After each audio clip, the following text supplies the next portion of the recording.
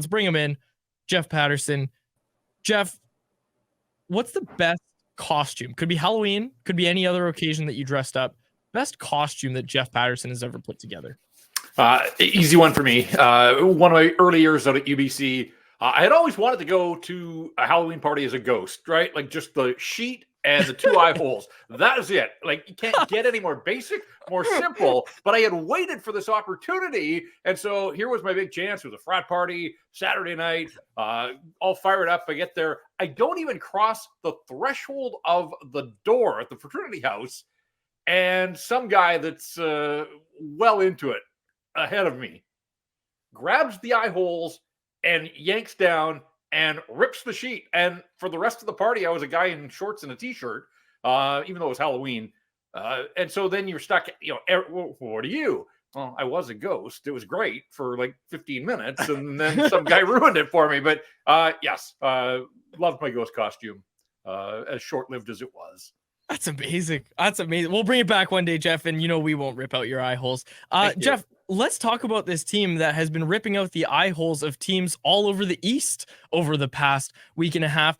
Just kind of closing out the Canucks road trip. Your thoughts on it? Because it seems like it was pretty damn successful for them. It was, and it would have been incredible if they had found a way to get the goal they needed to make it 6 straight coming off the road. But 5-1-1, nobody can be complaining. And I like the maturity of the market that people understand why they didn't get the win against a team like Columbus. I mean, they're way better than Columbus, but there's factors at play in the travel troubles and the end of the line, 7 games in 12 nights. Nobody's freaking out because they had banked so many victories, so much goodwill already around this hockey club. And look, they're at 62 points with a 5-game homestand here. If they go 4 for 5 on this homestand, they're going to have 70 points at the All-Star break. I repeat, 70 points at the All-Star break. Like, it's just incredible stuff. So, what I loved and I've liked all season long is the way they get out in front and, they lose in a shootout, but they didn't trail in that hockey game at any point to the Blue Jackets.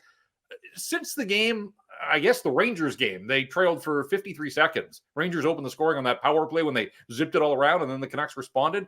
Otherwise, and this is a huge part of why they are where they are, is how often they get out in front, and usually they extend their leads. Now, we have seen the 3 games here at the end of the trip. The Pittsburgh game, they did have a 3-1 lead, and then the Penguins sort of took over the final 40 minutes before Petey scored the winner in OT. But the final 40 minutes of that Penguins game were tight.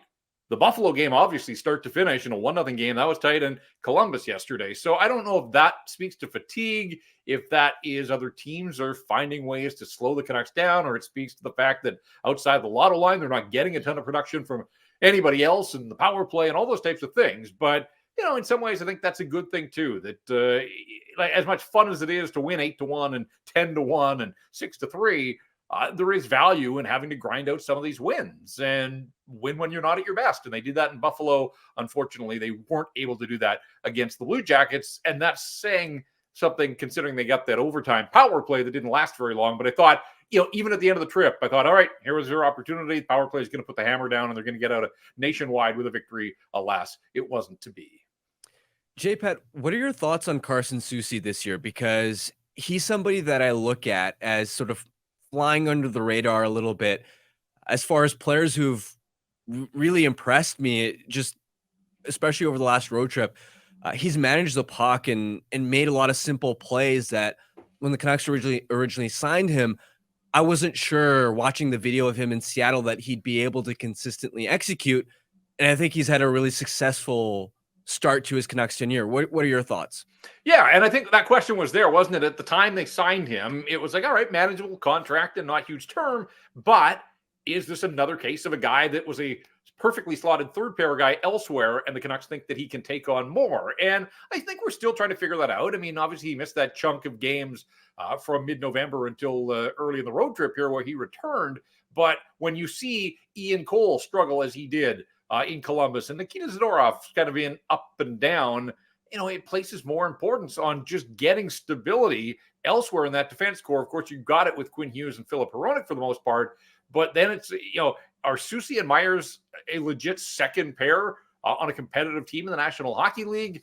I think that is still open for debate, but Carson Soucy, yeah, I mean, he just kind of quietly goes about his business, and that's a good thing. I mean that in a complimentary way.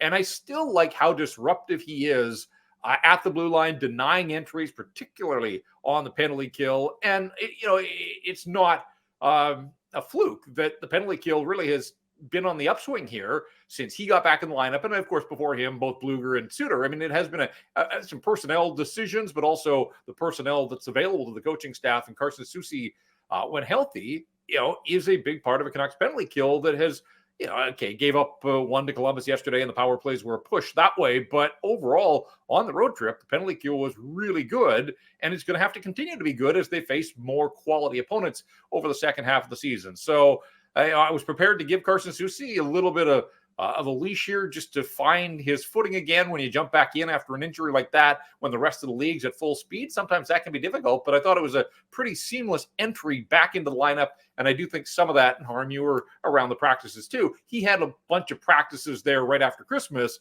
before they got him back in, and he joined a team that was playing well, and maybe that makes it that much easier just to hop on board and pull the rope in the right direction. But whatever the case, I think he has been as advertised, and they're going to continue to need that sort of performance from him over the balance of the season. Jeff, you wrote about it over at CanucksArmy.com today. Andrei Kuzmenko, pointless on the road trip. And you asked the question of, was that pointless road trip kind of as bad as it looked when you look at the stat line? What did you find when you did that exercise? Yeah, I got a bit of a headache because I'm not sure that I came to any conclusion ultimately. But yeah, I mean, completely blank stat line. No goals, no assists, no points, no penalty minutes. But, no hits because that's not who Andrei Kuzmenko is. 13 shots over the 6 games he played. He was a healthy scratch in St. Louis to start the trip. And, that seems like a distant memory now. But of course, that was the big storyline as they went into St. Louis to embark on the road trip. That line, they've held their own defensively, but over the 6 games that they played, they were outscored 2-0. So relatively low event in terms of goals for and goals against. But still, when you've got a $5+ million guy on one wing and a $5 million guy on the other, it's not enough. It's not enough just to hold your own. Thank goodness the Lotto line was all world, and that third line that has worked its way up the depth chart, it pitched in with some timely goals as well out of the road trip. But for Kuzmenko, I was just starting to drill down here a little bit further on the fact that, he scored a couple of goals against San Jose just before Christmas.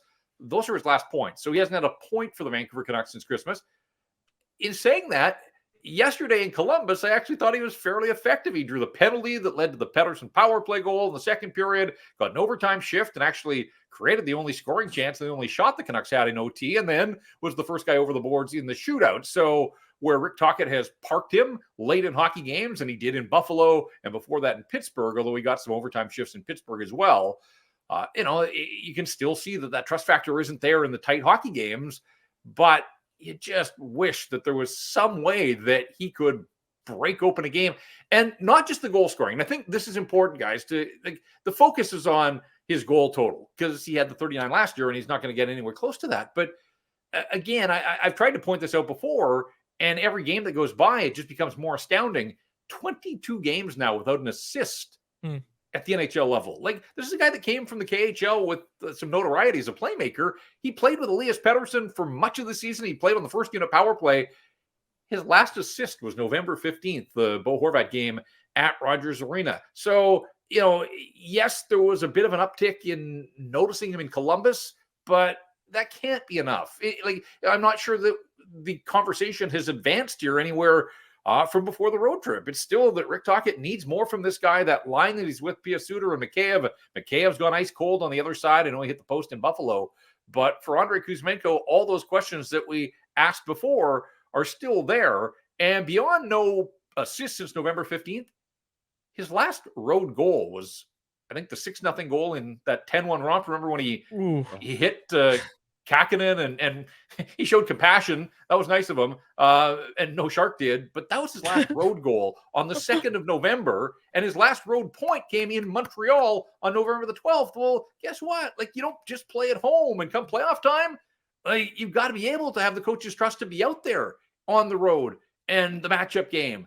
And so, the underlying numbers showed yesterday in Columbus when he was out there against Adam Fantilli and Kent Johnson, that line dominated, but they should. Like, those are the kids in Columbus that are still learning how to play. When they went up against Roslovic and Corrali, they got their lunch fed to them. And so, they're getting bottom of the lineup matchups, and they're still struggling in some situations there. So not getting scored on, I suppose that's good, but we can't sit here and give Kuzmenko and that line flowers just because they're not getting scored on. This is the NHL, and that Lotto line needs some support. At least on some nights, they need some support. Jeff, if the playoffs start tomorrow and Phil DiGiuseppe's healthy, is Andrei Kuzmenko a healthy scratch for the playoffs?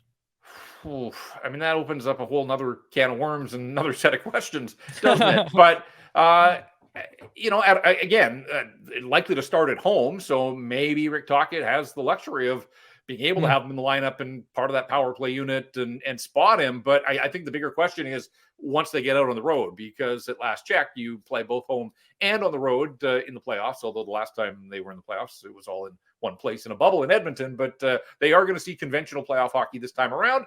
And those are all sorts of things that this coaching staff is going to have to work through. So, again, there was a little bit more hustle, and it felt like Kuzmenko was trying, but it's so clear that he's in his own head now, trying to give Rick Tocchet what he wants, but it's coming at the expense of any sort of offensive contributions. And it's been 8 games since Christmas, and just straight zeros across the board for Andrei Kuzmenko. Earlier in the show, we were talking a little bit about JT Miller's turnaround this season, which we think is a lot more substantial than just what the point totals indicate this season versus last. Ever since Rick Tocchet has taken over, what stood out to you about why Miller has sort of put it together in terms of his two-way game and overall performance? Yeah, and I heard you guys talking about it. I do think some of it was just so loose under Bruce Boudreau, and that's not a knock on Bruce. That's who he is and how he coached. And when I say loose, a bit of freelancing all over the ice for everybody, and obviously structure as much as it became a punchline.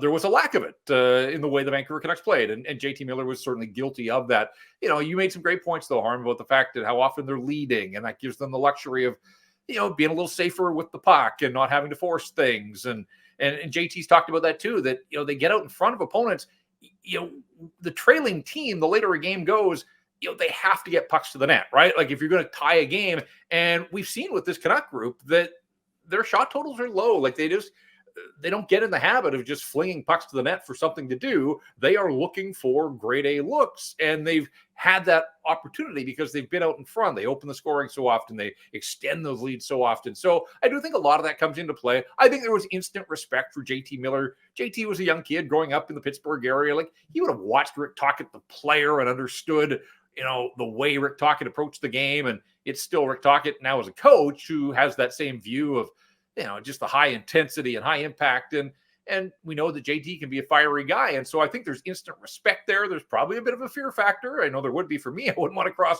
Rick Tocchet and Adam Foote. And, if you do once, maybe, but wouldn't want to do it a second time. So I think all those things factor into this. And again, the start that this team got off to, it had to get off to that kind of start. But I think that by putting in the effort and putting the work in and being rewarded the positive reinforcement of seeing how the work was paying off, it's just put JT Miller in a right frame of mind here. Now, saying all of that, and he has been terrific, and to get to the 20 goal mark and 40 assists in the same game, so 60 points at the 44 game mark, well on pace to smash the 99 that he put up a couple years ago. But it's interesting to note that he had gone 10 games without a penalty. Now, again, this is a guy whose engine runs hot, and he's going to take some penalties. That's part of who he is. But starting with the shot to Sidney Crosby in Pittsburgh, penalty there. Buffalo takes the run to Rasmus Dahlin and then gets challenged. And so he got the the elbowing penalty and the fighting major. And then yesterday, in a sleepy game, just no need to get his stick up. Was it Chinnikov? I think it was. Got his stick up under the chin, Bakov. And got the high sticking penalty. Jokes are free, by the way. I won't go for those. But that kind of is creeping back into his game. And so, he's valuable. He's more valuable to the Canucks on the ice, obviously, than sitting in the penalty box. But, occasion had it. He got challenged. I understood what the Sabres were doing, sticking up for one of their star players. That kind of stuff is going to happen.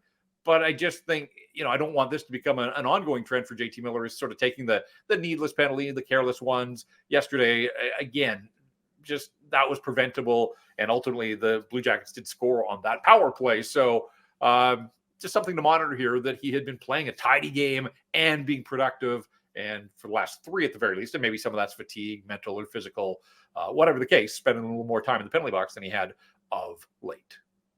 Jeff, your Paterson's Point column, and that's the only name it has at Canucks Army.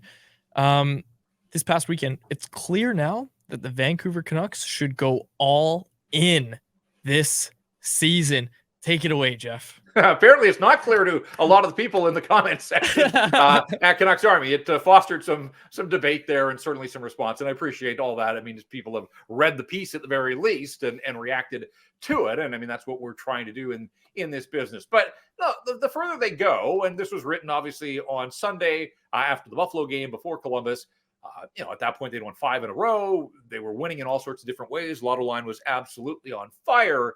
And just looking around them in the National Hockey League, and this was at a time when, and you guys touched on it, like Vegas is running into some injury problems, and it hasn't been a great month for Vegas. Los Angeles in a little bit of a free fall now. Like the Canucks have put themselves in a conversation of being contenders. Like it doesn't happen every year, and obviously it hasn't happened for a long time here. But I just think that there's no guarantee of tomorrow or next year. And sometimes you have to strike while the iron is hot. And this doesn't come with any promises that it's going to work. Like ask the Boston Bruins how a great regular season worked for them last year, or Tampa a couple of years ago when they had 128 points.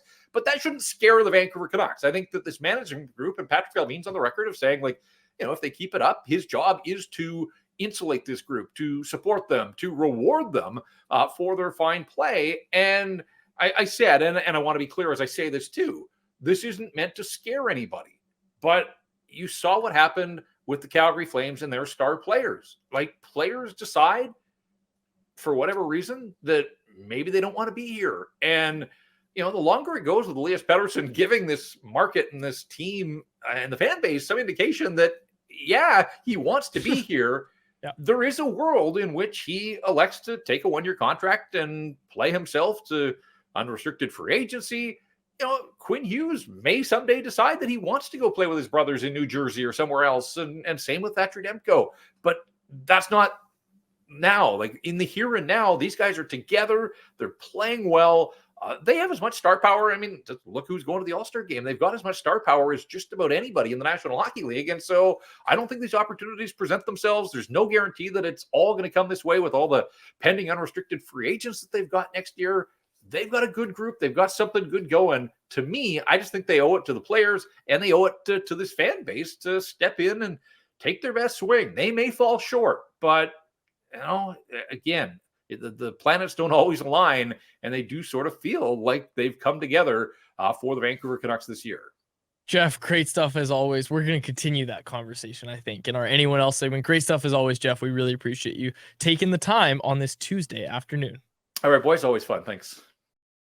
Canucks Conversation with Harmon and Quads every weekday at 2 p.m. Be sure to check it out on the Canucks Army YouTube channel. And if you missed it, go check it out on your favorite podcast catcher app.